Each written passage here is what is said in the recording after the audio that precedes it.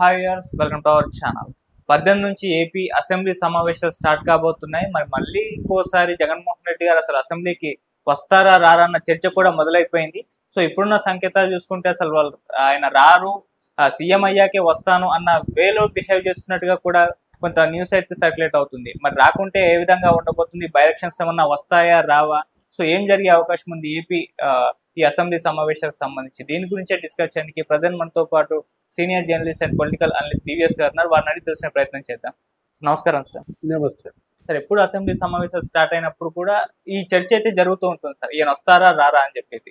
ఇప్పుడు కూడా జరుగుతుంది. అయితే ఈయనకు ఒక వార్నింగ్ ముందే ఇచ్చేశారు, రాకుంటే మాత్రం బై ఎలక్షన్స్ తప్పవు పులివెందల్లో అని చెప్పేసి రఘురామకృష్ణరాజు కూడా మాట్లాడడం జరిగింది. అయితే ఈయన మాత్రం నేను సీఎం అయ్యాకే వస్తాను అన్న వేలోనే బిహేవ్ చేస్తున్నారు. మరి ఈసారి వచ్చే అవకాశం ఉందా? రాకపోతే ఏ విధంగా ఉంటాయి సార్ పరిణామాలు? మీరేం చెప్తారు?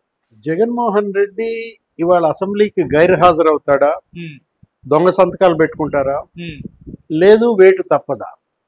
ఎందుకంటే ఇప్పుడు ఆర్టికల్ 101(4) ఆ నిబంధన ప్రకారం అటు పార్లమెంట్ సభ్యుడైనా ఇటు శాసన సభ్యుడైనా 60 రోజులు గనక గైర్హాజరైతే స్పీకర్కి అధికారం, ఏది అనర్హత వేటు వేసే అధికారం, అవును, సభకు అధికారం. సభ ఏంటి, ఈ అటెండెన్స్ పైన ఒక కమిటీ, ఆ కమిటీకి మరి వీళ్ళు హాజరవ్వాలి. వీళ్ళు ఎందుకు హాజరు కాలేకపోతున్నారో ఆ కారణాలు చెప్పాలి. ఓకే, మాది అనారోగ్య కారణాలతో రాలేకపోయాం, హాస్పిటల్లో చేరాం, ఏ కారణం చెప్పగలరు వీళ్ళు? ఇవాళ శాసనసభకి గైరు హాజరవ్వడానికి జగన్మోహన్ రెడ్డి చెప్పే కారణం ఏంటి? కారణం చెప్పాలి కదా, ఎందుకంటే జనానికి చెప్పాలి. నువ్వు స్పీకర్గా అయిన పాత్రుడికి చెప్పినా, డిప్యూటీ స్పీకర్గా రఘురామకృష్ణరాజుకి చెప్పకపోయినా మీరు చెప్పాల్సింది ఎవరికి? జనానికి బాధ్యుడు. అవును, ఎందుకంటే జననేత అంటారు అతను జననేత, ధననేత. ఇప్పుడు నిజంగా నువ్వు గనక ఆ బాధ్యత నీకుంటే ఈరోజు ఈ పరిస్థితి రాదు ఆ పార్టీకి, అతనికి. జగన్మోహన్ రెడ్డి నేను ఓడిపోతే శాసనసభకు వెళ్ళను అని ఏమన్నా చెప్పాడా? మొన్న ఎన్నికల్లో లేదు, మేనిఫెస్టోలో రాశారా? లేదు. ముఖ్యమంత్రి అయితేనే నేను అసెంబ్లీలో అడుగు పెడతా అని పెట్టు మేనిఫెస్టోలో. అంటే ఇప్పుడు ఒకటి, జగన్మోహన్ రెడ్డి ఒక విఫల నాయకుడిగా, ఒక విఫల ముఖ్యమంత్రిగా మనం చూసాం. ఇప్పుడు ఒక విఫల ప్రజాప్రతినిధిగా, ఒక failure representative, failure CM, failure leader అనమాట. అసలు ఆ పార్టీయే ఒక ఫెయిల్యూర్ పార్టీయా? ఎందుకు ఈ పరిస్థితి వచ్చింది? తప్పు జగన్దా, జనానిదా? ఇప్పుడు జనానికి తప్పు కాదు, ఎందుకంటే జనం జగన్మోహన్ రెడ్డికి ఒక అవకాశం ఇచ్చారు, ఆయన ముఖ్యమంత్రిగా చేశారు. అసలు ఎవరికీ ఇవ్వనంత మెజార్టీ ఇచ్చారు కదా, 151 సీట్లతో నిన్ను గెలిపిస్తే వాళ్ళ నమ్మకాన్ని ఒమ్ము చేశారు, వాళ్ళ నెత్తినెక్కి చిందులేశారు, అన్ని వర్గాల ప్రజలకి దూరం అయ్యాడు. ఇప్పుడు ఎస్సీ, ఎస్టీ, లేకపోతే ముస్లిమ్స్, బీసీ, ఏ వర్గానికి న్యాయం చేశాడు? దాని ఫలితం ఇప్పుడు రైతులను మోసం చేశావు. అంతకుముందు చంద్రబాబు పెట్టిన రైతు స్కీములన్నీ రద్దు చేశాడు, రైతు రథం రద్దు చేశాడు, లేకపోతే డ్రిప్ ఇరిగేషన్ పై సబ్సిడీ రద్దు చేశాడు, లేకపోతే అసలు నువ్వు రైతు భరోసా అని వాళ్ళకి 13,500 ఇస్తానన్నాడు, కేంద్రం ఇచ్చేది కాకుండా. కానీ ఏం చేశాడు? 6,000 ఎగ్గొట్టాడు. అంటే ఒక్కొక్క రైతుకి 6,000 మోసం. మొత్తం రైతులకి జగన్మోహన్ రెడ్డి ఆ ఒక్క స్కీమ్లోనే 30,000 కోట్ల మోసం చేశాడు. 13 లక్షల ఎకరాల భూములు కబ్జా చేశారు. అందులో 5.65 లక్షల ఎకరాలు మరి ఎస్సీ, ఎస్టీ అసైన్డ్ ల్యాండ్స్. చివరికి అసలు ఎంతకి దిగజారంటే ఆ పాస్ పుస్తకం మీద రైతు ఫోటో బదులు జగన్ ఫోటో, పొలాల్లో ఆ సర్వే రాళ్ళు, భూమిలో పాతే సర్వే రాళ్ల మీద జగన్ ఫోటో, ఆ ల్యాండ్ టైటిలింగ్ యాక్ట్ అనేది ఏదో తెచ్చాడు. చివరికి రైతుది ఆ భూముల దస్తావేజులు కూడా రైతుల దగ్గర ఉండవు, ఆ దస్తావేజులు కూడా గవర్నమెంట్ దగ్గర ఉంటాయి, మీ దగ్గర జెరాక్సే ఉండేదన్నారు. అందుకు కదా రైతులందరూ జగన్ అంటే ఇవాళ యాంటీగా ఓటు ఎందుకు వేశారు? ఇప్పుడు జగన్మోహన్ రెడ్డి వాళ్ళ రైతుల గురించి మాట్లాడే నైతిక అర్హతే కోల్పోయాడు. పోనీ యువతరం వాళ్ళకన్నా న్యాయం చేశాడా? మెగా డిఎస్సి అన్నాడు, దగా డిఎస్సి చేశాడు. ప్రతి సంవత్సరం జనవరిలో జాబ్ క్యాలెండర్ ఇస్తానన్నాడు. వాళ్ళ చెల్లెలే తిట్టింది, ఏది వదిన సాక్షి క్యాలెండర్ 5 ఇచ్చింది, 5 జనవరిలకి నువ్వేంటి నాయన జాబ్ క్యాలెండర్ ఇవ్వలేదు.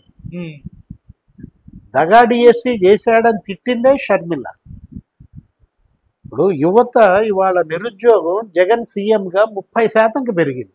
ఓకే, అందుకు కదా యువతరం జగన్ మీద తిరుగుబాటు చేసింది, యువగళం అంటూ లోకేష్ వెంట నడిచింది. పోనీ మహిళల కన్నా న్యాయం చేశాడా? ఇప్పుడు మద్య నిషేధం చేస్తానన్నాడు, అందుకే మద్యం రేట్లు పెంచానన్నాడు. ఎంత నమ్మక ద్రోహం చేశాడు. జే బ్రాండ్లు అనే ఒక నాసిరకం మద్యం బ్రాండ్లు తెచ్చి విషం దాగిచ్చాడు. అతనే తయారు చేయటం, అతనే అమ్మడం, అతనే సరఫరా చేయటం, అదొక పెద్ద స్కామ్. లిక్కర్ స్కామ్ అనేది మరి 20,000 కోట్లు అందులో కుంభకోణం అని 12 మందిని అరెస్ట్ చేశారు. ఎవరికి న్యాయం చేశాడు జగన్మోహన్ రెడ్డి? ఇప్పుడు శాసనసభకి ఇవాళ అందుకే వెళ్ళటం లేదా? అంటే భయంతో వెళ్ళడం లేదా? నేను గనక అసెంబ్లీకి వెళ్తే కొడతారని భయపడుతున్నాడా?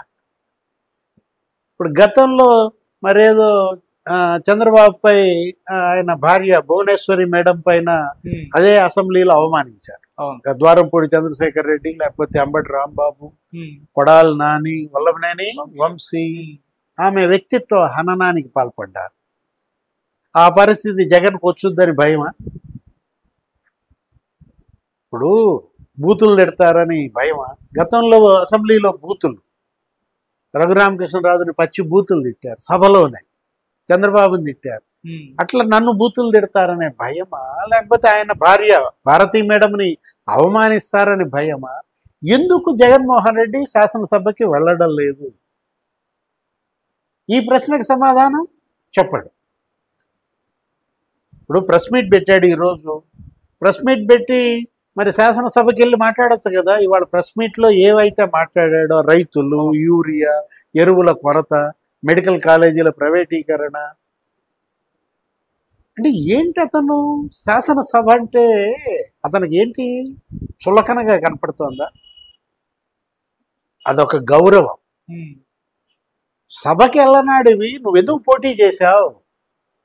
నువ్వెందుకు ఓటు అడిగావు? ఇవాళ పులివెందుల ప్రజల్ని, ఆ ఓటర్లను కాదు అతను అవమానిస్తోంది, అతను మొత్తం ఆంధ్రప్రదేశ్ ఓటర్లందరినీ అవమానిస్తున్నాడు. ఇప్పుడు 40% ఓట్లు వచ్చాయి నాకు అంటాడు. 40% గొంతు వినిపించాలి కదా. సభకి వెళ్ళి 40% వాయిస్ నువ్వు వినిపించాలి, మీ 11 మంది వినిపించాలి. అతను వెళ్ళడు, మిగతా 10 మందిని వెళ్ళనివ్వడు, గొంతు నొక్కుతాడు.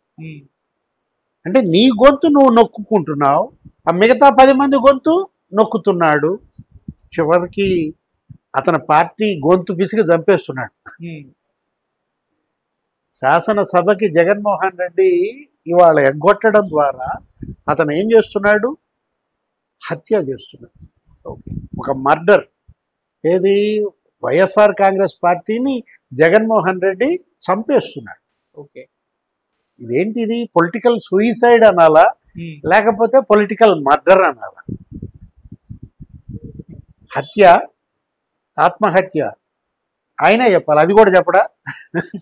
ఇప్పుడు జగన్మోహన్ రెడ్డి ఆయన పార్టీని చంపుతున్నాడు, అది ఆత్మహత్య, హత్య అదన్నా చెప్పానండి. సార్ ఇప్పుడు మరి బై ఎలక్షన్స్ ఒకవేళ రాకపోతే ఉంటాయా సార్ రఘురామకృష్ణరాజు గారు అన్నట్టు? అంటే ఇప్పుడు ఒకటి దొంగ సంతకాలు పెడతారా? ఓకే, గతంలో దొంగ సంతకాలు పెట్టారన్నారు, వాటిని మరి వీళ్ళు ఆమోదించమంటున్నారు. ఏది? శాసనసభకు రావాలి, ఆయన చైర్లో ఆయన కూర్చోవాలి, అప్పుడు మాత్రమే ఈ 11 మంది హాజరు పరిగణలోకి తీసుకుంటామంటున్నారు. రేపు 18వ తారీఖు నుంచి అసెంబ్లీ ప్రారంభం. అసెంబ్లీలో దీనిపైన చర్చ జరుగుద్ది. వీళ్ళు గనక వెళ్ళకపోతే వీళ్ళపై అనర్హత వేటు, హౌస్ కమిటీ ఏర్పాటు, కమిటీ ముందు వీళ్ళు హాజరవ్వడం, వీళ్ళ వివరణ ఇవ్వడం, ఆ తర్వాత స్పీకర్ నిర్ణయం తీసుకోవటం, ఆయన విచక్షణాది అధికారం ప్రకారం 11 సీట్లు వేకెంట్గా ప్రకటిస్తే మళ్ళా ఉప ఎన్నికలు తప్పవా? ఉప ఎన్నికలకు సిద్ధంగా ఉన్నాడా జగన్మోహన్ రెడ్డి? మొన్న ఆల్రెడీ ఒంటిమిట్ట పులివెందుల జడ్పీటీసీ ఎన్నికలు చూసాం. అసలు పులివెందులు అయితే డిపాజిట్ పోయింది. అవును, ఆయన సొంత నియోజకవర్గం, సొంత జడ్పీటీసీలో మరి డిపాజిట్లు పోయినటువంటి జగన్మోహన్ రెడ్డి మళ్ళా 11 ఉప ఎన్నికలకి సిద్ధం అవుతాడా? ఆ ధైర్యం అన్నా చేయగలడా? ఒక పిరికితనం కనపడతాడు. ఓకే. నిన్న మాణిక్యం ఠాగూర్ కూడా ట్వీట్ చేశాడు, అతను ఫైటర్ కాదు, అతను ఒక పిరికోడు. ఉపరాష్ట్రపతి ఎన్నికల్లో బీజేపీ అభ్యర్థికి మద్దతు ఇవ్వడం పైన మాట్లాడుతూ అతను బీజేపీ అభ్యర్థి కాదు, చంద్రబాబు అభ్యర్థి. చంద్రబాబు అభ్యర్థికి జగన్మోహన్ రెడ్డి ఓట్లు వేయించడం ఏంటి? ఇప్పుడు నువ్వు పోరాటం చేసింది మొన్న ఎన్నికల్లో, నువ్వు నిలబెట్టింది ఎవరిపైన? బీజేపీ పైన నీ క్యాండిడేట్లను నిలబెట్టావు, తెలుగుదేశం పైన నిలబెట్టావు, జనసేన పైన నిలబెట్టావు. ఇప్పుడు జగన్ అభ్యర్థుల్ని గెలిచిన తెలుగుదేశం, బీజేపీ, జనసేన ఉపరాష్ట్రపతి అభ్యర్థికి నువ్వు మద్దతు ఇస్తే ప్రజలకు ఏ సందేశం పంపాడు? నాకు ఓటేయడం దండగా.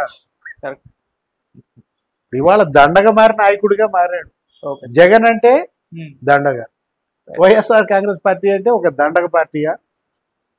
ఎందుకు వీళ్ళకి ఓటేసాం, నా ఓటు దండగా అయిందని వాళ్ళ ఓటరు తలగొట్టుకునే పరిస్థితి. Right sir, thank you so much.